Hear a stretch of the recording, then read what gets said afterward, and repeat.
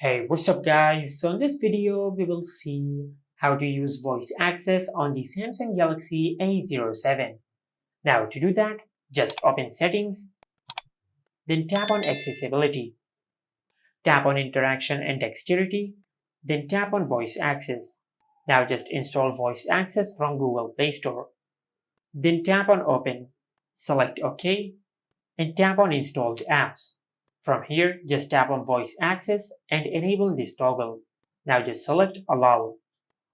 After that, just tap on continue and select agree. Now just give this app this permission, then tap on done. From here, just select listen for commands whenever my screen is on, then tap on continue. Select while using the app and tap on continue. Select allow, then tap on continue and select finish.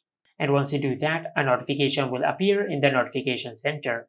Now to turn on voice access, just tap on this notification. And as you can see, we have successfully enabled voice access on our Samsung phone. Now to use it, just give your smartphone these commands like go to the home screen, swipe up, swipe right, swipe down, open YouTube, go to the home screen, open settings. Now, as you can see, this is how you can use voice access on the Samsung Galaxy A07. Make sure to like, comment, and subscribe. Thank you for watching.